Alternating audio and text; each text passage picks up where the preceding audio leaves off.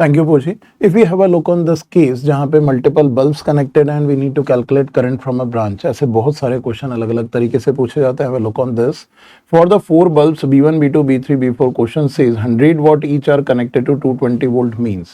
और 220 वोल्ट ही अगर इनकी पावर रेटिंग मानी जाए जैसा कि इस क्वेश्चन में दिखाई दे रहा है और 100 वॉट का एक बल्ब है तो यहाँ पे डायरेक्टली देख सकते हैं कि करंट कितना फ्लो होगा in each of the bulb. That's important over here. अगर ये 220 वोल्ट की सप्लाई है, आप ये देख सकते हैं यहाँ पे these are the bulbs. There is one ammeter connected after one bulb. उसके बाद हर बल्ब को यहाँ पे आप रेजिस्टेंस की तरह से कंसीडर कर सकते हैं.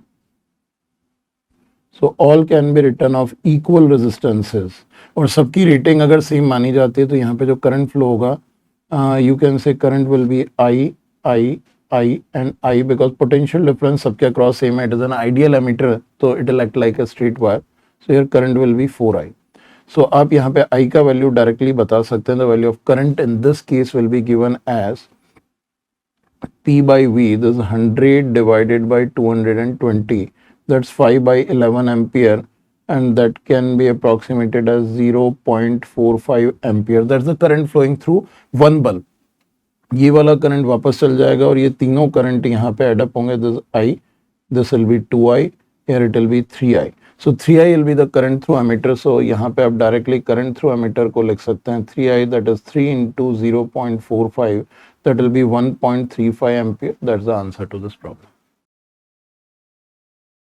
थैंक यू पोजी. स्टूडेंट्स हमने जितने भी केसेस अभी देखे हैं सारे 10th लेवल के केसेस हैं. That means when we talk about joule heating और आई स्क्वायर आर बेस या V square by R base जितने भी क्वेश्चन करंट इलेक्ट्रिसिटी में पूछे जाते हैं उनका बेस फंडामेंटल वही होता है जो आपने 10th तक पढ़ा है. One more question let us take over here.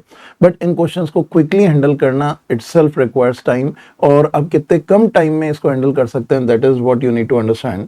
So joule heating in a resistor in combination circuit will be talking. So it says 3 resistors 4 ohm 6 ohm and 12 ohm are connected in parallel and the combination is connected in series with a 1.5 volt battery of 1 ohm internal resistance. So the rate of joule heating we need to check in 4 ohm resistance. तो अगर आप यहाँ ध्यान से देखें तो 3 resistances parallel में जुड़े हुए हैं and the values are given to us as 4 ohm 6 ohm and 12 ohm and this connected in series with a 1 ohm resistance with a battery of 1.5 volt. मैंने यहाँ पे इसको सीरीज में बनाया. आप चाहें तो इसको 1.5 वोल्ट बैटरी का इंटरनल रेजिस्टेंस माने या सीरीज माने. It is one and same thing. So we talk about the current flowing in the circuit.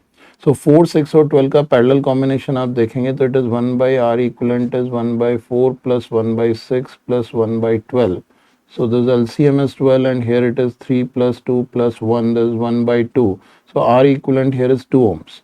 So in this case if we check the current flowing in the circuit that will be 1.5 divided by 2 plus 1 3. So this comes out to be 1 by 2 is 0.5 ampere is the current flowing through the circuit.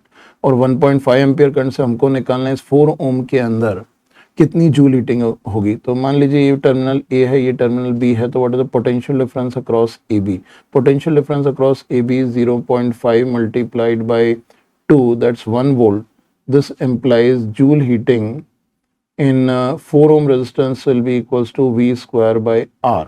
So आप V square by R यहाँ पे calculate कर सकते हैं. This 1 divided by 4 is 0.25 watt. That's the answer for this problem.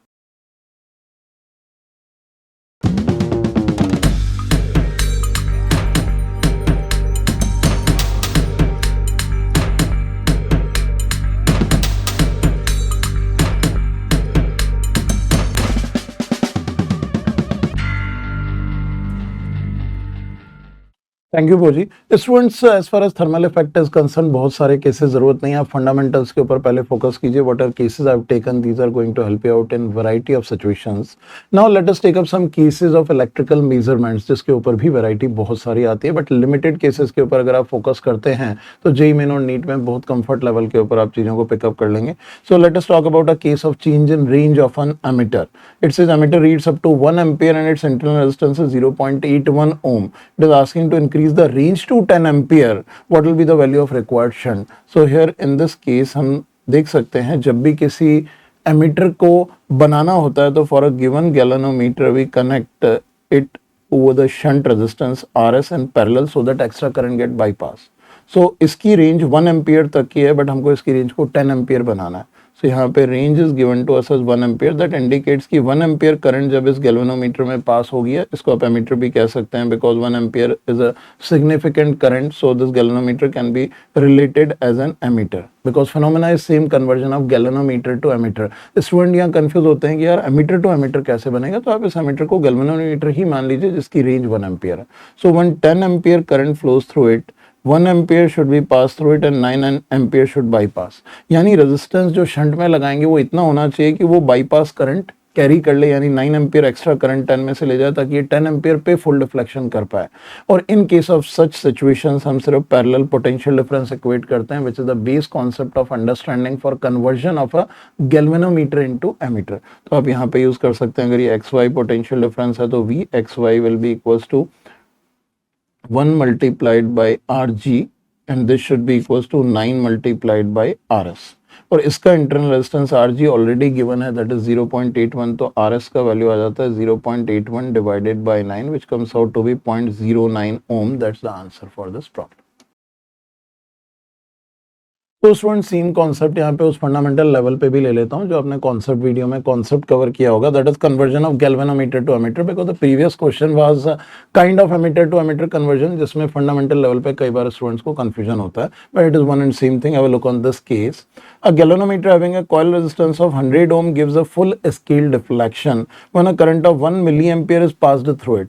It says the value of resistance which can convert this galvanometer into an ammeter giving full scale deflection for a current of 10 ampere। देखो पिछला जो case था वहाँ ammeter 1 ampere से उसको 10 ampere बढ़ाना था, या 1 मिली एम्पियर से 10 एम्पियर पे राइज करना है। Have a look on this situation. और ये जितने भी केसेस में एओपी सीरीज में ले रहा हूँ, ये सारे किसी ना किसी एग्जाम में पूछे जा चुके हैं, mostly from JEE Main and NEET. So आप सारे केसेस को दिमाग में बैठाइए, बेस लेवल के ऊपर ये पूरी सीरीज आपके कॉन्सेप्ट्स को फंडामेंटल लेवल पे एलिवेट करेगी। और जिन स्टूडेंट्स को बहुत बेसिक लगते हैं क्वेश्चन, वो डायरेक्टली एडवांस इलस्ट्रेशन सीरीज पे स्विच कर सकते हैं, हमारी 5 AM सीरीज या बूस्टर चेकलिस्ट पे स्विच कर सकते हैं to gain an extra edge for JEE advance preparation. Now in this case it says a galvanometer coil, तो यहाँ गैल्वेनोमीटर कॉइल का रेजिस्टेंस दिया हुआ है Rg is equals to 100 ohms and it says it gives a full deflection when a current of 1 milliampere is passed through it। तो range जो इसकी given है IR this is 10 to power minus 3 ampere। The value of resistance which can convert this galvanometer into ammeter to give full scale deflection। तो यहाँ पे हमको एक shunt resistance use करना पड़ेगा जो कि बाईपास करंट को कैरी कर ले, ताकि यहाँ पे जब 10 एम्पियर करंट आए तो इसमें से 1 मिली एम्पियर करंट जानी चाहिए, यानी यहाँ पे जो करंट जाएगी that will be IR, this IR minus IG। So here this is IG. I have by mistake written it IR क्योंकि full deflection current है for galvanometer। Now in this case logic will remain same. We'll use the potential difference across XY to be same across the two resistors।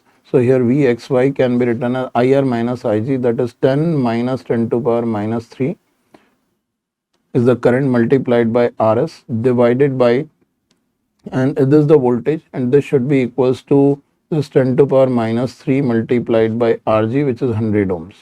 So here the value of Rs can be given as 10 to power minus 1 divided by, this can be neglected because compared to 10 to power minus 3 is negligible, so this divided by 10 comes out to be 10 to power minus 2 ohms, or it is 0.01 ohm। That's the result of this problem।